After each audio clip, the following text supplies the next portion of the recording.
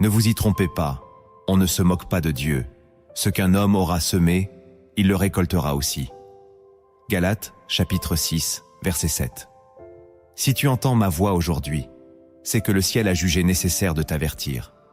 Ce n'est pas un message de confort, c'est une alerte spirituelle. Tu crois pouvoir gérer ton péché en silence? Tu crois que Dieu va rester muet pendant que tu t'enfonces? Non. Il parle aujourd'hui clairement. Abonne-toi à cette chaîne, aime cette vidéo et reste jusqu'à la fin. Dieu veut te restaurer, pas te divertir. Ce message ne flatte personne, mais il sauve ceux qui l'endurent.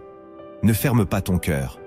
Écris en commentaire « Seigneur, arrête-moi avant qu'il ne soit trop tard. » Car celui qui refuse la vérité aujourd'hui pleurera demain en l'ayant ignorée. La luxure n'est pas une simple faiblesse. C'est une chaîne invisible que Satan utilise pour t'éloigner du cœur de Dieu. Jésus a dit « Quiconque regarde une femme pour la convoiter a déjà commis un adultère avec elle dans son cœur. » Matthieu chapitre 5, verset 28. Le combat contre la convoitise est un combat contre soi-même, contre cette part de l'homme qui préfère le plaisir à l'obéissance. David, homme selon le cœur de Dieu, est tombé à cause d'un seul regard. Samson, oint depuis le ventre de sa mère, a été brisé par son attirance pour une femme interdite. Ce n'est pas une question de faiblesse humaine, c'est une question de discernement spirituel.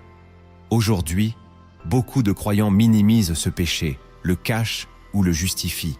Mais dans le royaume de Dieu, ce que tu tolères finit toujours par te dévorer. C'est pourquoi Dieu t'envoie cette parole, maintenant.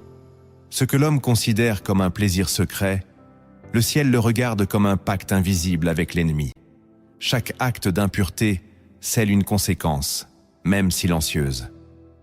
Voici maintenant 7 châtiments invisibles que ton âme subit chaque fois que tu cèdes à la luxure, et que Dieu veut aujourd'hui exposer pour te délivrer. Le premier châtiment invisible du péché sexuel, c'est l'érosion silencieuse de l'autorité spirituelle. À chaque chute, même secrète, quelque chose de ton autorité se dissout. Tu pries, mais les mots deviennent lourds. Tu parles, mais le ciel reste muet. Tu commandes, mais les ténèbres ne te craignent plus. Dans le monde spirituel, la pureté est un manteau d'autorité. Sans elle, même les démons reconnaissent que tu n'es qu'un corps religieux sans puissance. Souviens-toi de Samson. Tant qu'il gardait son alliance, aucun ennemi ne pouvait l'approcher. Mais le jour où il s'est couché dans le lit de la compromission, même un enfant pouvait le capturer. Quand tu pratiques la luxure, tu abandonnes ton manteau comme Ésaü a abandonné son droit d'aînesse pour un plaisir immédiat. Et la tragédie, c'est que tu ne t'en rends pas compte immédiatement. Tu continues à aller à l'église, à lever les mains, à prononcer le nom de Jésus. Mais ton onction est creuse. Tu n'effraies plus l'enfer. Tu es devenu un souvenir de ce que tu étais spirituellement. Et le plus dangereux, c'est quand tu t'habitues à cela. Tu crois que Dieu te parle encore, mais ce n'est qu'un écho de l'ancien feu. Le véritable châtiment n'est pas ce que Dieu te fait subir, mais ce que tu perds sans le savoir. La voix de l'esprit devient lointaine. La clarté disparaît. La révélation s'assèche. Tu entres dans une saison de confusion où tout semble flou, même quand tu lis la Bible. Parce que celui qui perd sa pureté perd aussi son discernement. Et sans discernement, tu commences à appeler bien ce qui est mal, à justifier ce que tu condamnais autrefois. Voilà pourquoi le premier châtiment est invisible. Il ne frappe pas ton corps, mais ton esprit. Il ne te brise pas d'un coup, mais te vide lentement. Tu ne tombes pas du haut d'une falaise, tu t'enfonces dans un marécage. Et un jour, tu réalises que tu ne sens plus rien quand tu pèches. Tu es devenu tiède. Et Jésus a dit qu'il vomirait les tièdes. Ce n'est pas une menace, c'est une vérité. Le deuxième châtiment invisible du péché sexuel, c'est la perte progressive de la sensibilité à la voix de Dieu. Il ne s'agit pas d'un silence soudain, mais d'un éloignement progressif. Dieu continue de parler, mais tu n'entends plus. Ton cœur s'est recouvert d'une couche épaisse de culpabilité, de rationalisation et de honte. Tu ouvres ta Bible, mais elle ne te parle plus. Tu vas à l'église, mais tout te semble distant. Le péché sexuel n'est pas qu'un acte physique. c'est une invasion de l'âme. Il place un voile invisible entre ton esprit et l'Esprit de Dieu. Et plus tu répètes l'acte, plus ce voile devient épais. Tu commences à douter de ton appel. Tu te demandes si Dieu est encore avec toi. Et au lieu de courir vers lui, tu te caches, comme Adam après la chute. Tu évites les moments d'intimité avec Dieu, car tu as peur de ce qu'il pourrait dire. Tu remplaces la prière par des distractions. Tu cherches des excuses, tu banalises, tu dis que tout le monde tombe. Mais au fond, tu sais que tu t'éloignes. Le Saint-Esprit est doux, mais il est aussi saint. Et sa voix se fait rare là où l'impureté est tolérée. La perte de la sensibilité spirituelle est un châtiment terrible, car tu peux continuer à vivre comme si tout allait bien, alors que ton âme se vide. Tu peux même servir à l'église, prêcher, chanter, mais sans fruit éternel. Tu t'installes dans une routine religieuse sans puissance, et tu n'as plus la force de discerner les saisons de ta vie. Tu pries pour des portes, mais tu n'entends plus quand Dieu dit non. Tu avances, mais tu ne sais plus si c'est l'esprit qui te guide ou ta propre chair. Voilà le piège. Le péché sexuel te fait croire que tu peux gérer, mais en réalité, il t'anesthésie spirituellement. Et celui qui n'entend plus Dieu devient vulnérable à toutes les voix, celles du monde, de la chair et du diable. Le Seigneur veut te réveiller avant que tu ne tombes plus bas. Il veut restaurer ton ouïe spirituelle, mais il attend que tu te détournes vraiment. Ce voile ne se déchire que par une vraie repentance. Le troisième châtiment invisible du péché sexuel, c'est l'ouverture de brèches spirituelles qui affectent ta destinée. Chaque acte de luxure n'est pas isolé, il ouvre une porte dans le monde invisible. Et ce qui entre par cette porte ne repart pas sans conséquence. Quand tu pèches sexuellement, tu invites des esprits d'oppression, de confusion, de honte, de rejet et de stagnation dans ta vie. Tu vis des blocages étranges, des échecs répétés, des relations brisées sans explication. Tu t'en prends aux autres, mais la fissure est en toi. L'impureté crée des accès que l'ennemi utilise légalement, car tu lui as donné un terrain. Tu pries pour avancer, mais il y a des poids qui te retiennent. Tu sèmes, mais tu ne récoltes pas. Tu travailles dur, mais tu n'as pas de fruits. Pourquoi ? Parce que ton sol spirituel est souillé. Dieu est miséricordieux, mais ses principes sont inviolables. Il ne peut bénir une maison dont les fondations sont fissurées. Même si tu cries à lui, si tu gardes un péché caché, tu bloques ta propre percée. Et parfois, ces brèches affectent ta lignée. Enfant, futur mariage, destinée prophétique. Le diable n'est pas pressé. Il sème dans ton péché d'aujourd'hui une moisson de troubles pour demain. Tu crois que c'est juste une tentation, mais en réalité, c'est une stratégie. Une stratégie pour ruiner ton appel, pour t'empêcher de porter du fruit, pour éteindre le feu qui est en toi. Et tu le sens déjà. Tu n'as plus la même passion, plus la même clarté, plus la même joie. Tu portes un poids invisible. Ce poids, ce sont les démons qui entrent par les brèches que tu refuses de fermer. Mais Dieu peut encore rebâtir. Si tu t'humilies, si tu fermes ses portes, alors il restaurera ta destinée. Mais tant que tu pactises avec l'impureté, tu construis sur du sable. Et tôt ou tard, tout ce que tu bâtis s'effondrera. Le quatrième châtiment invisible du péché sexuel, c'est la déconnexion émotionnelle et relationnelle. Ce péché agit comme un poison lent qui contamine ta capacité à aimer sainement. Plus tu t'y engages, plus ton cœur s'endurcit. Tu commences à voir les autres comme des objets, des corps, des plaisirs, et non comme des âmes précieuses. Même dans tes relations sérieuses, tu ressens un vide. Tu cherches toujours plus, sans jamais être comblé. Le péché sexuel détruit la tendresse véritable, la patience, l'attachement pur. Il remplace l'amour par l'obsession, le respect par le désir, l'écoute par le besoin. Et tôt ou tard, tu ne sais plus comment aimer. Tu confonds passion et attachement. Tu fuis l'intimité réelle. Tu deviens insatisfait même dans ce que Dieu t'a donné. Tu changes souvent de relation, ou tu restes dans une relation morte, incapable de construire. Et tout cela vient de l'intérieur. Tu crois que c'est de leur faute, mais c'est ton cœur qui est malade. Car l'impureté te déconnecte des autres, mais aussi de toi-même. Tu n'as plus de repères émotionnels. Tu deviens instable, impulsif, irritable. Et ce vide te pousse encore à pécher, comme un cercle sans fin. C'est une malédiction cachée, celle de ne plus pouvoir aimer pleinement. Mais Jésus peut encore restaurer ton cœur. Il peut le purifier, le guérir, lui redonner la capacité d'aimer comme lui aime. Mais pour cela, tu dois renoncer à ce qui t'empoisonne. Le péché sexuel n'est pas juste une faute morale, c'est une attaque contre ton aptitude à aimer. Le 5e châtiment invisible du péché sexuel, c'est l'enracinement d'un esclavage intérieur déguisé en liberté. Tu crois que tu choisis. Tu crois que c'est ton corps, ta vie, ton droit. Mais à mesure que tu répètes le péché, tu deviens dépendant. Tu n'es plus libre. Tu es mené par une impulsion que tu n'arrives plus à contrôler. Tu penses que tu peux t'arrêter quand tu veux, mais chaque tentative échoue. Tu es lié. Et cette chaîne est d'autant plus dangereuse qu'elle est invisible. Elle ne fait pas de bruit, mais elle t'étrangle spirituellement. Le diable te donne l'illusion du contrôle, jusqu'au jour où tu réalises que tu n'as plus la force de dire non. Même après avoir pleuré, jeûné, supplié, tu retombes. Car ce péché, s'il n'est pas brisé par la lumière de Dieu, devient une forteresse. Une prison intérieure dont tu es le prisonnier volontaire. Et chaque chute renforce cette forteresse. Elle te fait croire que tu es irrécupérable. Elle te pousse à te cacher. Elle t'isole.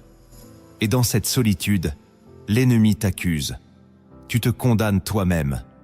Tu te crois indigne d'être aimé, utile, sauvé. Et pourtant, c'est justement pour toi que Jésus est venu, pour briser ces chaînes, pour détruire ces forteresses. Mais il ne le fera pas tant que tu joues avec ce feu. Tant que tu caches, que tu excuses, que tu relativises. La liberté commence quand tu exposes la racine, quand tu la présentes nue devant Dieu. Et tu dois écrire maintenant en commentaire. Je refuse d'être un esclave de la chair. Ce n'est pas une simple phrase, c'est un acte de foi, une déclaration de guerre spirituelle. Le Père t'attend. Le 6e châtiment invisible du péché sexuel, c'est l'affaiblissement du bouclier spirituel qui te protégeait des attaques de l'ennemi. La pureté n'est pas une simple vertu morale, c'est une couverture divine. Tant que tu marches dans l'intégrité, les flèches du diable peuvent te frôler, mais elles ne peuvent pas t'atteindre. Mais dès que tu ouvres une porte à l'impureté, ce bouclier se fissure. Et c'est à ce moment-là que les choses commencent à dégénérer dans ta vie. Troubles du sommeil, pensées oppressantes, cauchemars, découragement profond, tentations plus fréquentes, émotions instables. Tu ne comprends pas pourquoi tout devient plus lourd, plus sombre, plus violent. Mais c'est parce que ton armure est tombée. Et l'ennemi n'attaque pas ton corps en premier. Il attaque ton moral, ta volonté, ton zèle. Il te fatigue, il t'épuise, il t'isole. Il te murmure que tu n'y arriveras jamais, que tu n'es pas fait pour la sainteté, que tu es trop sale pour revenir. Et pendant ce temps, toi tu crois que c'est juste une phase, mais ce sont des assauts spirituels légaux, parce que tu as quitté la position de couverture. David disait « Crée en moi un cœur pur, ô Dieu, et renouvelle en moi un esprit bien disposé. » Il savait que sans pureté, son esprit deviendrait fragile. Et un esprit fragile devient vulnérable à toutes les ruses de l'adversaire. Ton armure spirituelle, ce n'est pas ton savoir biblique, c'est ton obéissance dans le secret. Tant que tu pécheras volontairement dans l'ombre, tu seras exposé à découvert dans le visible. Tu seras comme un soldat sans casque, sans bouclier, sans épée. Et chaque coup du diable te laissera une trace. Dieu t'appelle à revenir sous sa protection. Mais ce retour commence par la repentance, par le renoncement, par le refus de pactiser encore une fois avec cette impureté qui t'expose. Si tu veux marcher en victoire, tu dois marcher en sainteté. Le 7e châtiment invisible du péché sexuel, c'est la distorsion de l'identité spirituelle. Le péché ne fait pas que salir, il transforme la perception que tu as de toi-même. Chaque fois que tu chutes, tu perds un peu plus la clarté de qui tu es en Christ. Tu n'oses plus proclamer que tu es fils de Dieu. Tu n'as plus l'assurance de ton appel. Tu deviens hésitant, timide, sans voix. Tu entres dans une crise d'identité spirituelle. Et cette confusion est subtile. Tu continues à aller à l'église, à servir, à sourire. Mais à l'intérieur, tu es vide. Tu ne sais plus si Dieu peut t'utiliser. Tu doutes même qu'il t'aime encore. Le péché sexuel crée une fracture entre ce que Dieu dit de toi et ce que tu ressens. Et cette fracture devient un terrain fertile pour les mensonges de l'ennemi. Il te dit que tu es hypocrite, inutile, perdu. Et si tu l'écoutes, tu finis par y croire. Tu abandonnes des projets, tu refuses des opportunités, tu t'éloignes des personnes qui pourraient t'aider. Tu te condamnes alors que Dieu t'appelle encore. Tu te caches alors qu'il te cherche encore. Tu te tais alors qu'il veut parler à travers toi. Ce châtiment est cruel, car il t'efface intérieurement, lentement. Il ne tue pas ton appel, mais il éteint ta foi en cet appel. Et sans foi, il est impossible de plaire à Dieu. Tu deviens une version amputée de toi-même. Ce n'est pas une punition divine, c'est une conséquence logique du péché. Quand tu vis dans la compromission, tu ne peux pas marcher dans l'autorité. Quand tu vis dans le mensonge, tu ne peux pas porter la vérité. Ta voix s'éteint parce que ton cœur est divisé. Mais Dieu peut encore restaurer ton identité. Il peut guérir ton regard sur toi-même, effacer ta honte, raviver ta flamme. Mais pour cela, tu dois arrêter de fuir. Tu dois confronter cette distorsion, déclarer ce que Dieu dit de toi et rompre avec cette prison invisible que tu appelles plaisir. Le 8e châtiment invisible du péché sexuel, c'est la paralysie de la croissance spirituelle. Tu peux lire tous les livres chrétiens, écouter toutes les prédications, assister à toutes les veillées. Mais si la luxure règne encore en toi, tu resteras bloqué. Tu n'iras pas plus loin. Tu peux simuler une vie spirituelle en public, mais dans le royaume, tu seras toujours un enfant spirituel. Le péché sexuel empêche les racines de ta foi de descendre profondément. Tu restes à la surface, ballotté par tes émotions, incapable de bâtir une fondation stable. Et tu le ressens, tu n'avances plus, tu stagnes, tu tournes en rond. Chaque début d'année, tu fais des résolutions. Chaque semaine, tu reprends à zéro. Tu es toujours au même point, parce que tu refuses de couper la racine. Tu veux le feu de Dieu sans passer par l'autel du sacrifice. Tu veux l'onction sans la consécration. Tu veux les fruits sans déraciner l'arbre de l'impureté. Et c'est impossible. Dieu est patient, mais il ne fera pas grandir une vie qu'il ne peut pas sanctifier. La croissance spirituelle n'est pas une question de temps, c'est une question de profondeur. Tant que tu garderas ce péché comme un secret honteux, tu construiras sur du sable. Et au moindre vent, tout s'effondrera. Le châtiment ici, c'est de vivre une vie chrétienne tiède, faible, sans impact. Et le drame, c'est que beaucoup s'en contentent. Ils pensent que c'est normal. Mais Dieu t'a créé pour porter du fruit. Et si tu ne portes pas de fruit, c'est que quelque chose bloque. Cette chose, c'est peut-être cette relation secrète, ces vidéos que tu refuses d'abandonner, ces souvenirs que tu entretiens en silence. Si tu veux grandir, il faut mourir à quelque chose. Mourir à toi-même, à ta chair, à ta convoitise. Alors Dieu fera croître en toi une vie nouvelle, stable, profonde, victorieuse. Le 9e châtiment invisible du péché sexuel, c'est l'interruption des bénédictions divines déjà en chemin. Il ne s'agit pas de ce que Dieu ne veut pas te donner, mais de ce que tu étais sur le point de recevoir et que tu as fait fuir. Beaucoup de croyants ne comprennent pas pourquoi les choses s'arrêtent juste avant la percée. Pourquoi l'entretien échoue? Pourquoi la relation se brise? Pourquoi le projet capote à la dernière minute? C'est parce que dans le monde spirituel, Dieu ne bénit pas l'impureté. Il peut tout avoir préparé, tout aligné, tout disposé. Mais ta chute vient interrompre le processus. Tu crois que Dieu est capricieux, mais c'est ton choix caché qui a tout déplacé. L'impureté désaligne ton esprit. Et un esprit désaligné ne sait plus recevoir. Tu n'es plus au bon endroit, au bon moment, avec le bon cœur. Tu rates des bénédictions parce que tu pactises avec un esprit de sabotage. et tu recommences à prier. Mais c'est trop tard pour ce cycle. Tu dois attendre le prochain. Et pendant ce temps, tu doutes, tu te décourages, tu cries au ciel. Mais le ciel attend ta repentance. Ce n'est pas une punition, c'est une loi spirituelle. Dieu n'ouvre pas une porte que ton cœur est incapable de gérer. Il ne confie pas un ministère à quelqu'un qui vit dans le compromis. Il ne lie pas une alliance avec quelqu'un qui trahit secrètement cette alliance chaque semaine. Tu veux recevoir? Alors sanctifie-toi. Tu veux que les bénédictions arrivent? Alors ferme les portes que tu as ouvertes au diable. Rien n'est perdu, mais tout est suspendu. Et cette suspension est un appel. Dieu veut que tu réalises qu'il ne t'a pas abandonné. Il te préserve, il t'attend, il veut te restaurer avant de t'élever.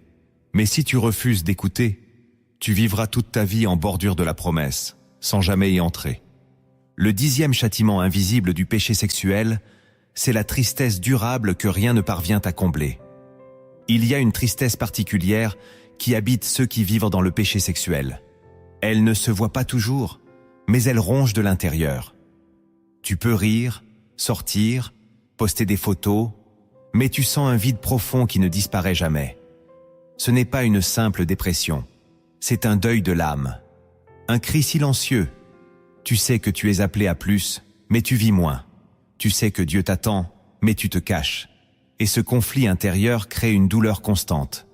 Tu cherches à combler ce vide par des distractions, des relations, des performances. Mais rien ne tient. Tu es triste, mais tu ne sais plus pourquoi. Tu ressens une lourdeur même dans la louange. Tu regardes les autres vivre leur foi avec joie. Et toi tu portes une mélancolie que tu n'expliques pas. C'est la conséquence du péché non confessé. David a dit « Tant que je me suis tu, mes os se consumaient ». Psaume 32. Le péché gardé en silence produit un feu intérieur qui consume la paix. Et ce feu ne s'éteint pas avec le temps.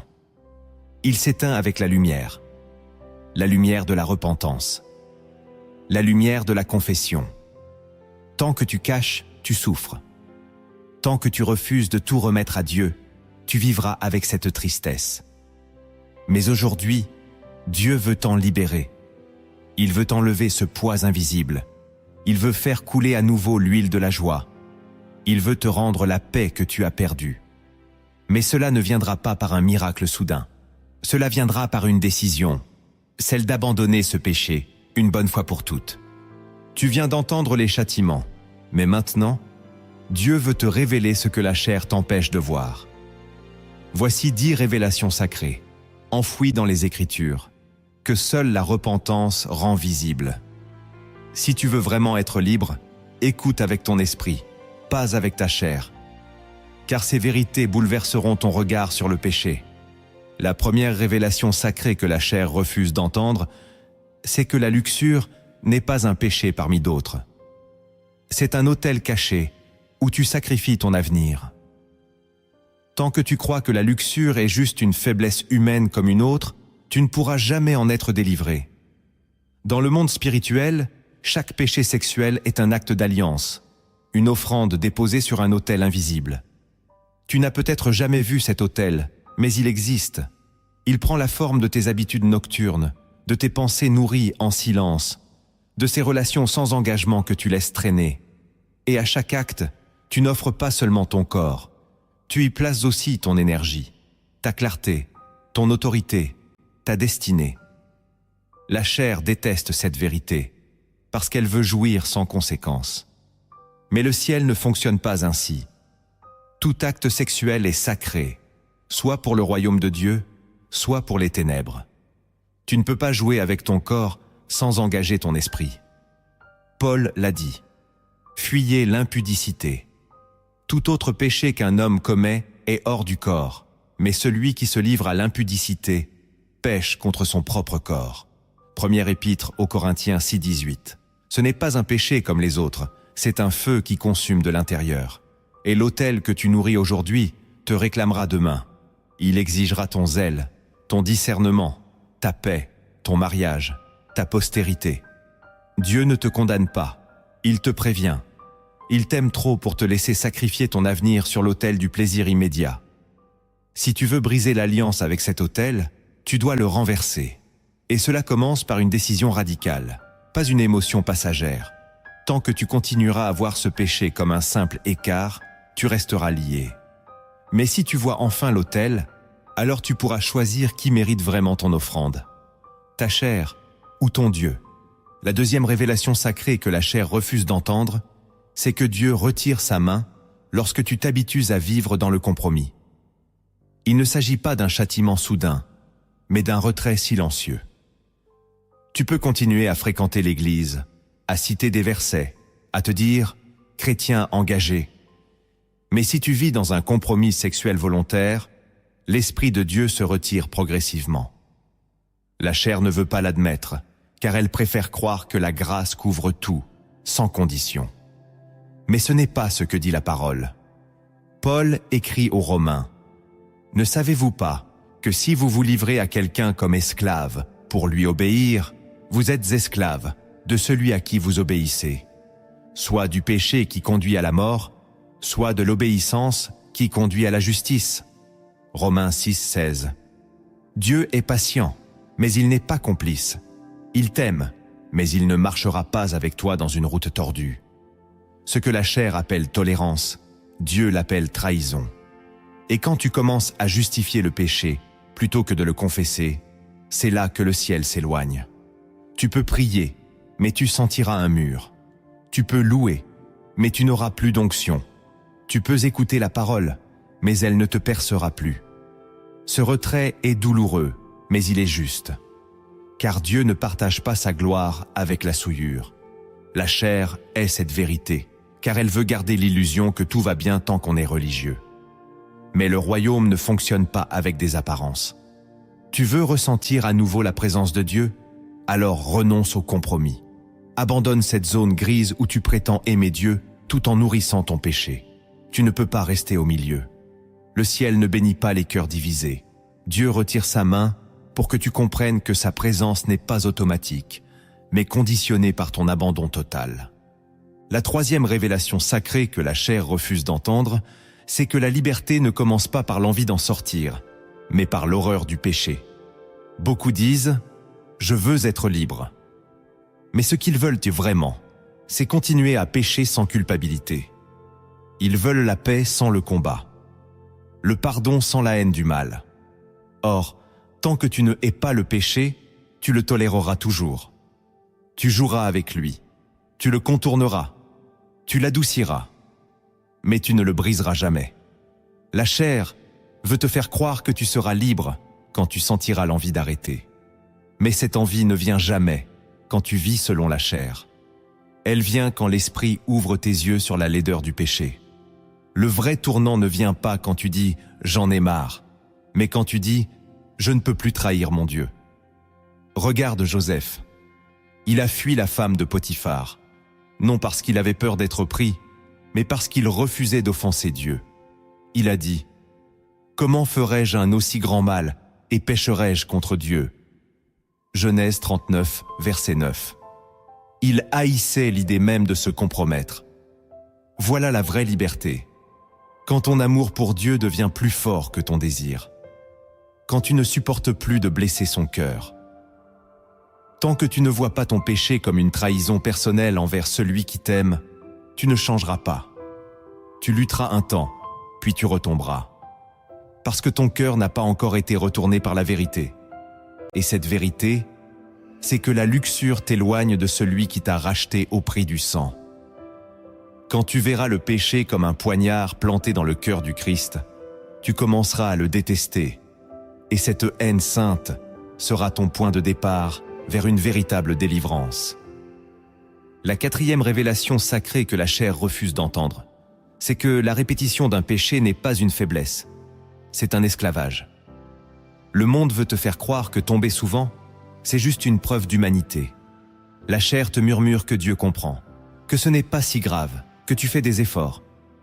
Mais l'esprit te révèle autre chose.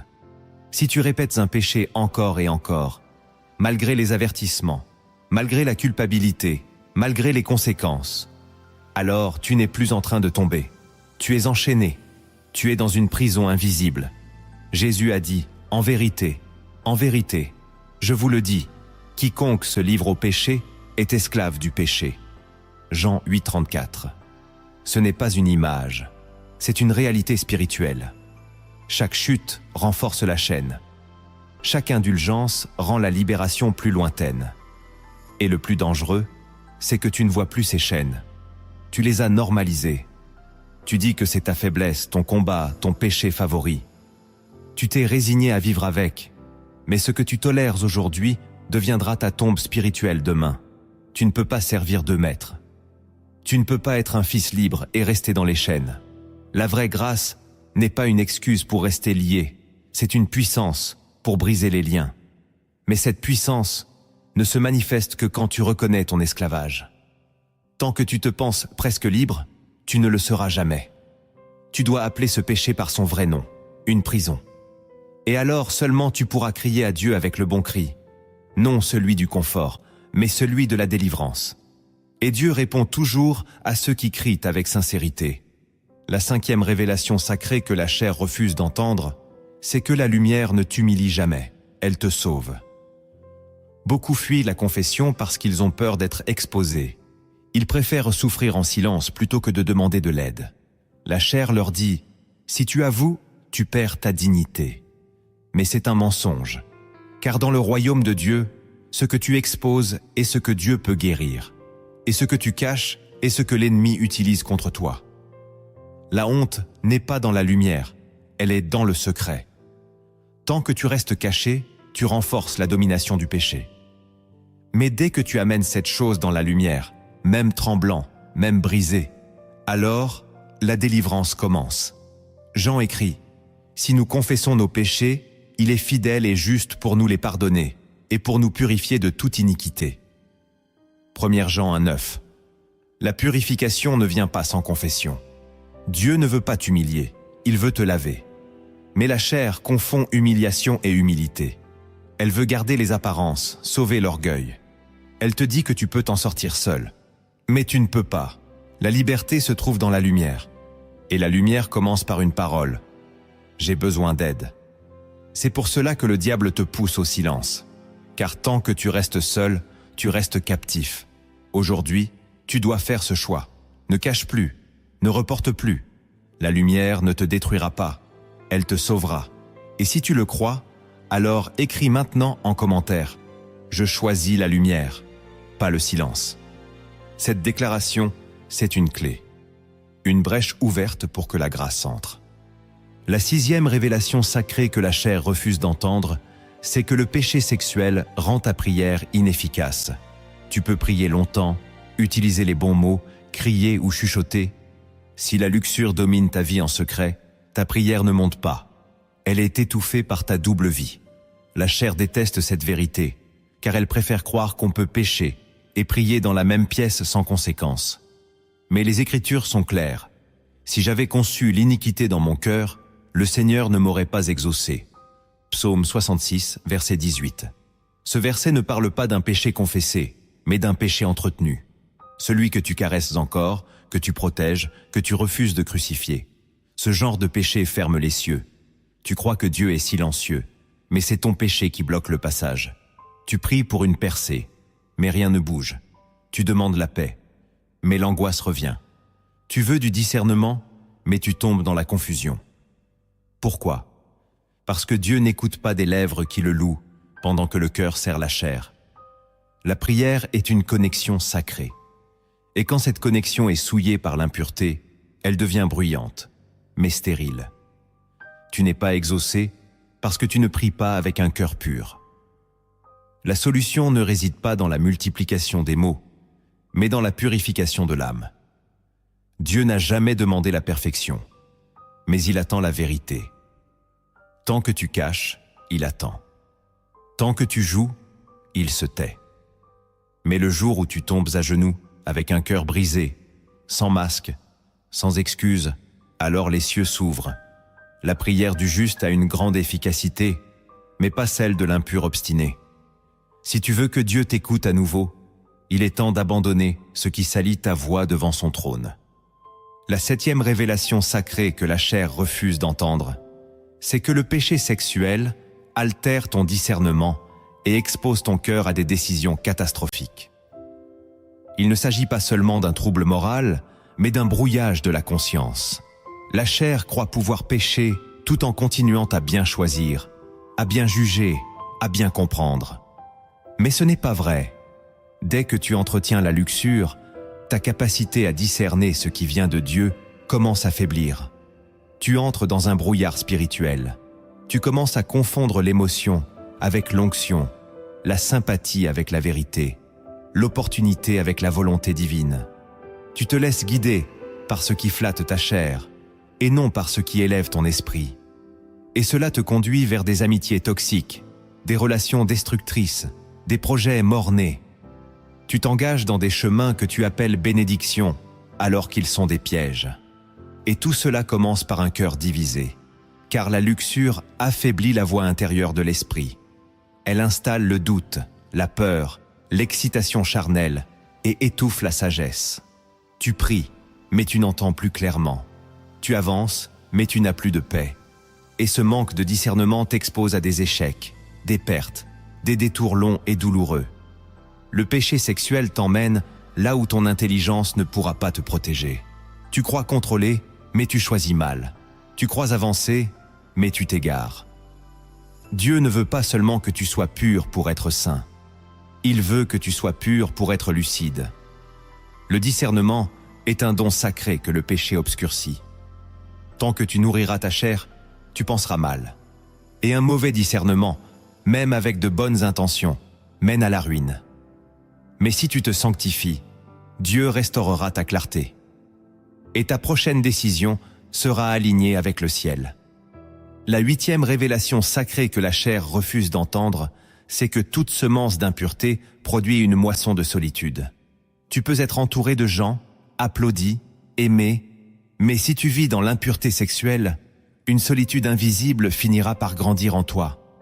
C'est un vide que rien ne comble, une forme d'isolement spirituel que la chair ne comprend pas, mais que l'âme ressent. Ce n'est pas un hasard.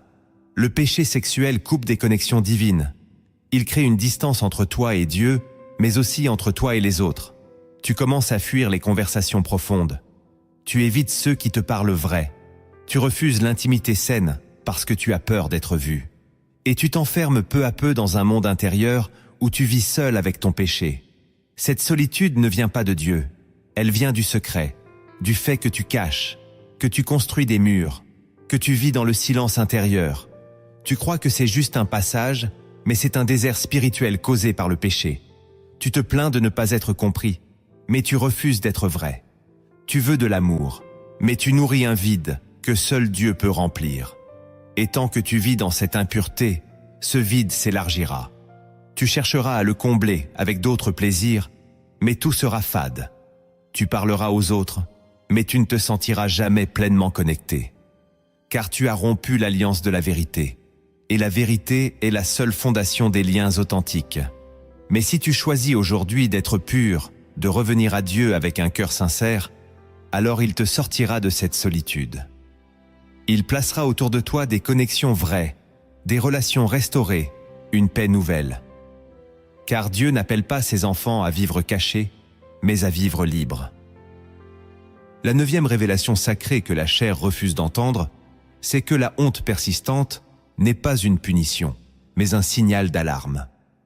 Quand tu pèches et que tu ressens de la honte, ce n'est pas Dieu qui t'écrase, c'est ton esprit qui crie.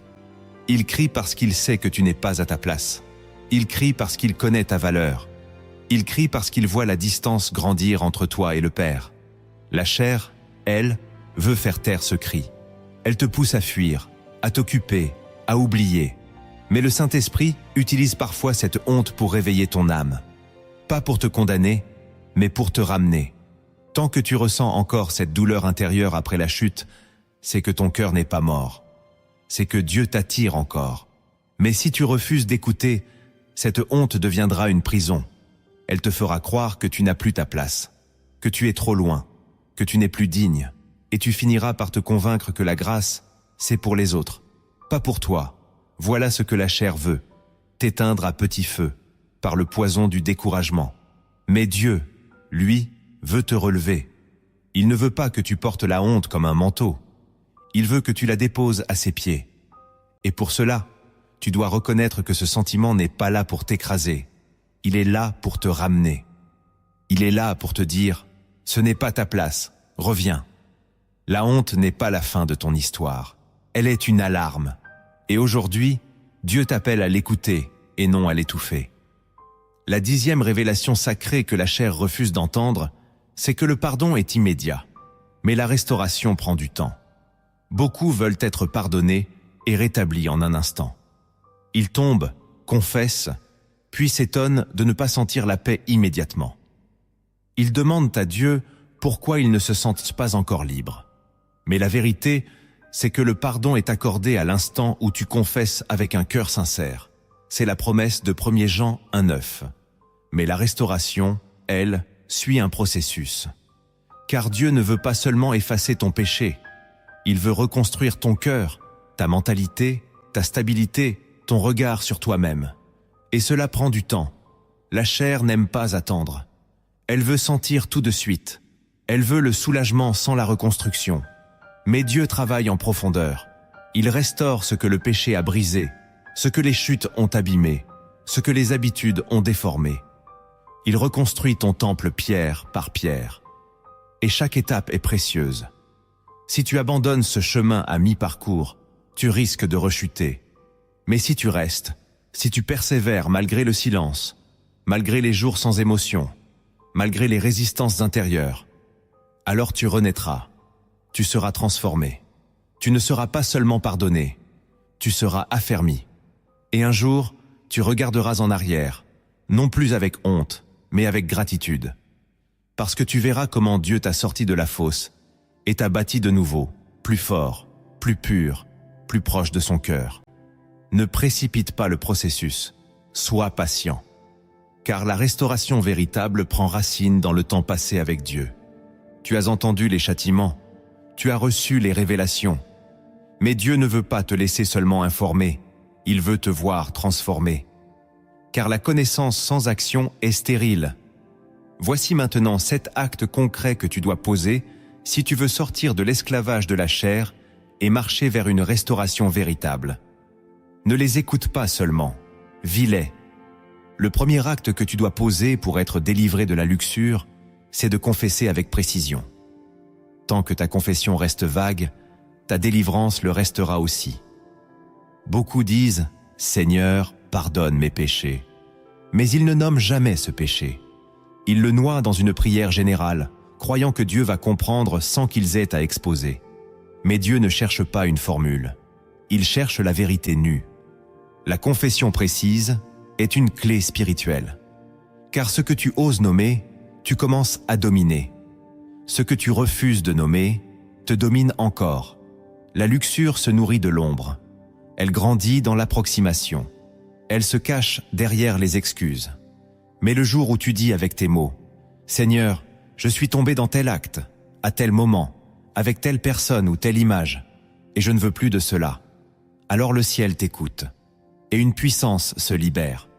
Tu n'as pas à confesser à tout le monde, mais tu dois le faire devant Dieu, dans ta chambre, dans un moment de vérité radicale. Et si le Seigneur te conduit, confesse aussi à un frère ou une sœur mature spirituellement. Pas pour être exposé, mais pour être couvert. Car Jacques dit « Confessez vos péchés les uns aux autres et priez les uns pour les autres, afin que vous soyez guéris. » Jacques 5,16. Il y a des guérisons qui ne viennent qu'après une confession humble. Et cela demande du courage. La chair hurlera. L'orgueil résistera. Mais si tu franchis cette étape, tu fais un pas que beaucoup ne font jamais. Tu romps le silence qui nourrit le péché. Tu déclares la guerre à la honte. Et Dieu honore ceux qui viennent à lui sans masque. Ta confession n'est pas une faiblesse. C'est une offrande de vérité. Et Dieu habite au milieu de ceux qui osent être vrais. Le deuxième acte que tu dois poser pour être délivré de la luxure, c'est de sanctifier tes yeux. La chute ne commence jamais par le corps. Elle commence par le regard. Le premier péché d'Ève, ce n'est pas d'avoir mangé. C'est d'avoir vu que l'arbre était agréable à la vue. Genèse 3,6. Tout commence là. Ce que tu regardes, tu le désires. Et ce que tu désires, tu finis par y céder. Tes yeux sont les portes de ton âme. Et si tu veux sortir du cycle de la luxure, tu dois apprendre à fermer ces portes. Ce n'est pas légaliste, c'est vital. Ne dis pas « je regarde mais je ne fais rien ». Ce que tu regardes plante des graines dans ton cœur. Et ces graines finissent toujours par germer. Tu dois donc prendre une décision radicale. Sanctifier ton regard. Cela veut dire supprimer certains contenus, arrêter certaines séries, cesser de suivre certains comptes, poser des filtres, non pour faire joli, mais pour survivre spirituellement. Job disait « J'avais fait un pacte avec mes yeux et je n'aurais pas arrêté mes regards sur une vierge. » Job 31, 1. Il savait que le regard détermine la pureté. Et ce pacte, tu dois le faire aujourd'hui. Ce n'est pas Dieu qui va détourner ton regard à ta place. C'est toi qui dois choisir où tes yeux se posent. Car ce que tu contemples façonne ton cœur. Si tu regardes l'impureté, tu deviendras impur. Si tu regardes la sainteté, tu deviendras saint. Ce que tu regardes aujourd'hui détermine qui tu seras demain. Il ne s'agit pas de vivre dans la peur, mais dans la vigilance. Dieu ne veut pas que tu sois obsédé par l'interdit, mais engagé dans la sainteté. Sanctifier tes yeux, c'est refuser les pièges doux que la société normalise. C'est choisir la lumière, même quand tout autour de toi vend les ténèbres comme de l'art. Si tu ne poses pas cet acte, tous les autres efforts seront vains. Car tant que tes yeux restent ouverts à la tentation, ton cœur restera faible face à elle. Le troisième acte que tu dois poser pour être délivré de la luxure, c'est de jeûner pour rééduquer ton âme. Le jeûne n'est pas une option pour les croyants qui veulent vaincre la chair. Il est une arme redoutable. Il ne change pas Dieu, il te change toi. Il affaiblit la voix de la chair et renforce celle de l'esprit. Quand tu jeûnes, tu dis à ton corps « Tu n'es pas mon maître ». Tu déclares que ce n'est plus ton appétit qui dirige ta vie. Et dans le combat contre la luxure, cette discipline est cruciale. Parce que la luxure se nourrit de l'excès, du confort, du laxisme. Elle se renforce quand tu laisses ton corps décider de tout. Quand manger, quand regarder, quand toucher. Mais le jeûne renverse cet ordre. Il remet l'esprit en position de commandement. Et tu verras qu'après quelques jours de jeûne sincère, ton esprit commence à retrouver de la clarté. Tu ressens à nouveau la présence de Dieu. Tu entends sa voix plus nettement. Tu es plus sensible, plus sobre, plus déterminé. Jésus lui-même a commencé son ministère par un jeûne de 40 jours. Pourquoi? Parce qu'il savait que la victoire sur la tentation commence dans le désert. Là où la chair est privée, là où l'âme apprend à se taire, là où le cœur se reconnecte au Père. Ne jeûne pas pour impressionner, jeûne pour être transformé. Et sois radical. Pas un petit repas sauté, mais une vraie mise à part. Coupe tout ce qui nourrit ton ancienne nature, et pendant ce temps, nourris-toi de la parole. Remplis ton esprit, proclame des versets, prie dans le secret, pleure s'il le faut, car chaque jeûne sincère brise une forteresse. Ce n'est pas une habitude religieuse, c'est une arme que beaucoup ont négligée. Mais si tu veux marcher dans la victoire, tu dois apprendre à dire non à ton ventre pour mieux dire oui à ton Dieu. Le quatrième acte que tu dois poser pour être délivré de la luxure, c'est de reconstruire ton intimité avec le Saint-Esprit. Tu ne sortiras jamais de ce piège uniquement par des efforts humains. Il te faut une communion plus forte que ton attirance pour le péché. Et cette communion, c'est celle que seul le Saint-Esprit peut te donner. Beaucoup tombent parce qu'ils cherchent à résister seuls. Mais l'Esprit n'est pas un assistant à appeler en urgence. Il est une personne, douce et puissante, qui veut t'habiter, te guider, t'enseigner. Paul a dit « Marchez selon l'Esprit, et vous n'accomplirez pas les désirs de la chair. » Galates 5, 16. Ce verset ne dit pas « Résiste à la chair pour marcher selon l'Esprit ». Il dit l'inverse. La solution n'est pas dans la lutte directe, mais dans la proximité avec l'Esprit. Plus tu le laisses remplir ton être, plus la luxure perdra son pouvoir sur toi. Tu dois donc réapprendre à l'écouter, à le chercher le matin, à l'inviter dans tes choix, à chanter pour lui, à lire la parole non par devoir, mais pour le rencontrer. L'Esprit de Dieu est saint. Et plus tu passes du temps avec lui, plus tu deviendras sensible au péché. Tu n'auras plus envie de l'attrister. Tu sentiras sa tristesse avant même de tomber. Et cette sensibilité deviendra ta barrière protectrice. Tu ne seras plus conduit par la peur de tomber, mais par l'amour de sa présence. Le Saint-Esprit veut être ton allié dans cette guerre. Il veut te rappeler qui tu es, te fortifier dans l'épreuve, te relever quand tu flanches.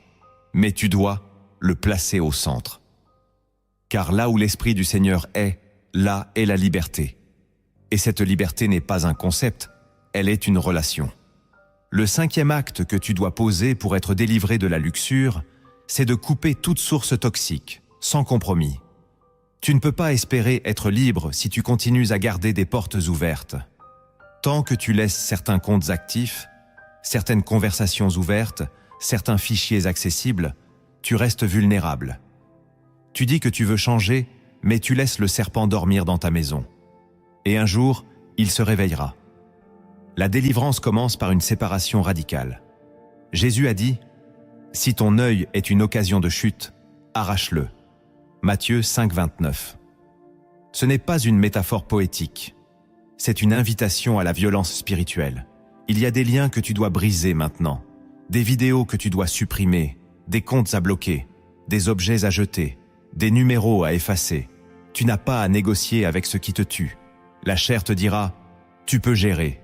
Mais tu sais que tu ne gères pas. Tu chutes encore. Alors, il est temps de couper. Et pas demain, maintenant. Ne joue pas avec ce qui t'éloigne de Dieu. Ne garde pas une seule image impure dans ton téléphone. Ne laisse pas un seul souvenir te servir d'alibi. Chaque porte ouverte est une future chute. Mais chaque coupure est une avancée vers la liberté. Cela demandera du courage, oui. Tu pleureras peut-être sur ce que tu perds. Mais ce que tu gagneras est infiniment plus précieux. La paix, la clarté, la communion, la victoire. Et si tu crois à cela, écris maintenant en commentaire.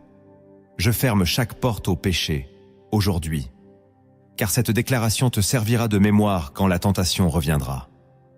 Le 6e acte que tu dois poser pour être délivré de la luxure, c'est de reconstruire ton identité en Christ. Tu ne peux pas sortir d'un esclavage sans savoir qui tu es vraiment. Beaucoup tombent dans l'impureté parce qu'ils ne savent pas qu'ils sont fils, ou bien ils le savent en théorie, mais ils ne le vivent pas en profondeur. Le péché sexuel est souvent une fuite identitaire. Tu cherches de l'amour, de la reconnaissance, une forme de valeur, dans un plaisir interdit. Mais ton identité ne vient pas de ce que tu ressens. Elle vient de ce que Dieu a déclaré. Tu es une nouvelle créature. Tu es choisi, adopté, sanctifié. Tu es temple du Saint-Esprit. Voilà ce que tu es. Et chaque fois que tu crois le contraire, tu rabaisses ton rang spirituel. Tu vis comme un esclave alors que tu es héritier. Tu acceptes les miettes alors que Dieu t'a réservé une couronne. Si tu veux briser le pouvoir de la chair, tu dois parler à ton âme. Tu dois proclamer chaque jour ce que Dieu dit de toi. Tu dois renoncer à l'étiquette du pécheur chronique et revêtir l'identité du juste pardonné. C'est un choix, un renouvellement, un changement de regard. Tu n'es pas destiné à vivre dans la honte. Tu es appelé à marcher dans la lumière. Mais tant que tu te définiras par tes échecs, tu resteras lié. Il faut que tu déclares « Je ne suis pas ce que j'ai fait. Je suis ce que Dieu dit que je suis. » Tu dois réapprendre à t'aimer selon la vérité, et non selon tes chutes. Car un fils restauré vit différemment. Il ne mendie plus l'amour. Il le reçoit.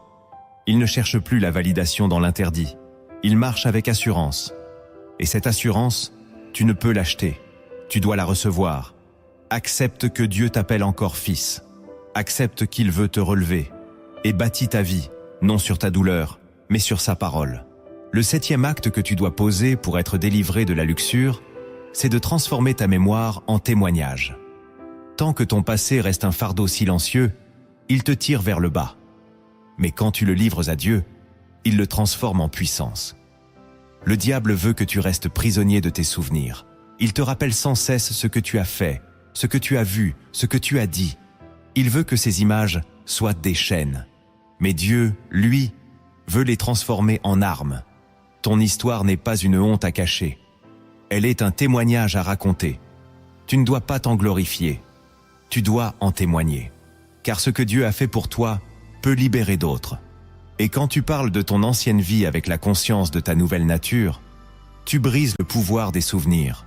Ce n'est plus un lieu de chute, c'est un autel de grâce. L'Apocalypse dit « Ils l'ont vaincu à cause du sang de l'agneau et à cause de la parole de leur témoignage. » Apocalypse 12, 11. Ton témoignage a une voix. Il porte l'odeur de ta délivrance. Et chaque fois que tu déclares que Jésus t'a libéré de la luxure, tu proclames que l'enfer a perdu. Mais tu dois le faire avec humilité, avec crainte, sans fierté charnelle. Car ce n'est pas toi qui as gagné, c'est Christ en toi. Tu dois aussi apprendre à ne pas nourrir les souvenirs. Ne repasse pas les scènes, ne garde pas les traces. Laisse Dieu purifier ta mémoire. Demande-lui de sanctifier ton esprit. Et quand il le fait, ose parler. Ose dire « Oui, j'ai été lié. Oui, j'ai chuté. Mais Jésus m'a relevé. » Ton témoignage est une lumière pour d'autres, une preuve vivante que Dieu délivre encore. Et plus tu témoignes, plus tu t'éloignes de l'ancien toi. Ta mémoire n'est plus un piège. Elle devient un monument de sa fidélité. Il n'y a pas de liberté véritable sans sanctification. Tu peux vouloir avancer, construire, servir, mais si la racine du péché n'est pas déracinée, tout finit par s'effondrer. Dieu ne t'a pas conduit jusqu'ici pour te condamner, mais pour te réveiller. Il t'a exposé ce que la chair refuse d'entendre, non pour t'écraser, mais pour te libérer. Le ciel n'est pas fermé, la grâce n'est pas épuisée. Mais elle ne s'impose pas, elle s'accueille, dans l'humilité, dans la vérité, dans la prière. Tu n'as pas besoin d'être parfait, tu as besoin d'être vrai. Si tu es tombé 1000 fois, Dieu est prêt à te relever 1001. Le chemin vers la lumière commence toujours par un seul pas, celui de la repentance sincère. Et si tu es prêt à poser ce pas maintenant, alors un nouveau chapitre peut s'écrire dans ta vie.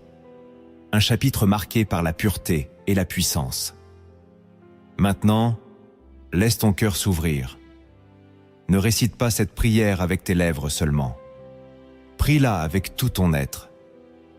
Si tu veux être libre, si tu veux que la présence de Dieu remplisse à nouveau ta vie, alors répète ces paroles lentement, avec foi, comme une offrande vivante.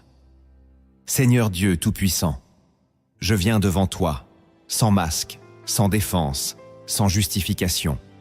Je n'ai plus rien à cacher.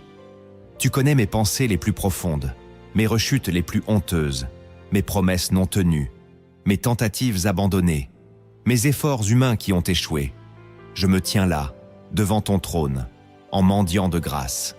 Mais je sais que tu n'es pas un juge lointain, tu es un père. Tu ne repousses pas le cœur brisé, tu ne méprises pas celui qui vient avec la vérité. Alors me voici, Seigneur, avec ma vérité nue. J'ai chuté, j'ai trahi ta sainteté, j'ai permis à la luxure d'occuper une place dans mon cœur, dans mes pensées, dans mes habitudes. J'ai ouvert des portes que j'aurais dû fermer. J'ai entretenu des images, des souvenirs, des désirs, au lieu de les crucifier. Mais aujourd'hui, je dis « assez ». Assez de compromis, assez de double vie, assez de culpabilité silencieuse. Je veux revenir à toi de tout mon cœur. Je veux retrouver la paix que j'ai perdue. Je veux entendre à nouveau ta voix me dire « Tu es mon fils, mon enfant, mon bien-aimé. Purifie-moi, Seigneur. Lave-moi dans ton sang. Ne regarde pas mes fautes, regarde mon cri. Ne vois pas ma souillure, vois ma repentance. Car je ne viens pas avec mes mérites. Je viens avec la croix de Jésus. Cette croix sur laquelle il a tout porté, y compris mon péché sexuel, y compris mes chaînes, y compris ma honte. Je te les apporte, Seigneur. J'apporte mon fardeau. Prends-le. Je n'en veux plus. Remplis-moi de ton esprit. Pas un instant, pas un frisson, mais une habitation permanente. Viens régner sur mes pensées, sur mon regard, sur mes émotions, sur mon corps. Que tout en moi te glorifie. Détourne mes yeux du néant. Change mon langage. Purifie ma mémoire. Sanctifie mon imagination. Je ne veux plus chercher l'amour dans le plaisir. Je veux le recevoir dans ta présence. Je ne veux plus cacher. Je veux confesser. Je ne veux plus tomber. Je veux marcher, même lentement, mais vers toi. Et quand viendra la tentation, Seigneur, sois mon rocher. Quand viendra la nuit, sois ma lumière. Quand la solitude m'oppressera, sois ma consolation. Quand la honte m'attaquera, sois mon bouclier. Je refuse d'être dirigé par ma chair. Je refuse d'être mené par mes impulsions. Je choisis d'obéir, même quand c'est difficile. Je choisis de te suivre, même quand mon corps crie le contraire. Car tu m'as aimé le premier. Tu m'as connu dans le secret. Tu m'as choisi, même quand j'étais sale. Et tu ne m'abandonneras pas. Seigneur, je te demande maintenant de briser tout lien invisible qui me relie encore au péché. Je proclame la rupture de toute chaîne ancienne. Je renonce à chaque esprit d'impureté, de masturbation, d'adultère, de pornographie, de séduction, de confusion sexuelle, d'attachement toxique. Je ferme toutes les portes que j'ai ouvertes par ignorance ou par rébellion. Je brise les pactes inconscients, les souvenirs impurs, les marques spirituelles. Je te donne la clé de ma mémoire. Purifie-la. Je te donne la clé de mes émotions. Sanctifie-les. Je te donne la clé de mon avenir. Conduis-le. Je prie maintenant, Seigneur, pour la restauration complète de mon être. Redonne-moi la joie de ton salut. Redonne-moi la force dans le secret. Redonne-moi la paix dans le silence. Fais couler une huile fraîche sur ma tête. Qu'un feu nouveau brûle en moi. Qu'un chant nouveau s'élève dans mon cœur. Brise mes chaînes, Seigneur. Pas demain, pas plus tard, maintenant. Et fais de moi un témoignage vivant. Que ma délivrance serve à relever d'autres captifs. Que ma voix ne soit plus muette. Que mes larmes deviennent des semences de vie. Je ne veux pas juste être guéri. Je veux être utile à ton royaume. Utilise ma faiblesse pour montrer ta gloire. Utilise mon passé pour révéler ta miséricorde. Et à chaque instant, rappelle-moi que je ne suis pas ce que j'ai fait, mais ce que tu dis de moi. Je t'aime, Seigneur, et je te donne tout, même mes cicatrices, même mes doutes, même mes parties les plus sales. Prends-les, transforme-les. Je suis à toi, corps, âme, esprit. À partir d'aujourd'hui, je ne veux plus vivre à moitié. Je veux t'appartenir pleinement. Merci pour ta patience. Merci pour ta tendresse. Merci pour ton pardon. Merci pour ton feu. Je reçois ta main. Je me relève et je marche avec toi. À nouveau. Amen. Si cette vidéo a parlé à ton cœur, ne garde pas ce message pour toi. Partage-le à quelqu'un qui lutte en silence. Laisse le Saint-Esprit toucher d'autres vies à travers ton simple geste. Et si tu veux aller plus loin, médite les Écritures citées. Repasse cette prière lentement, chaque jour s'il le faut. En commentaire, écris cette déclaration de foi. Je ne suis plus esclave de la chair, je suis enfant de Dieu.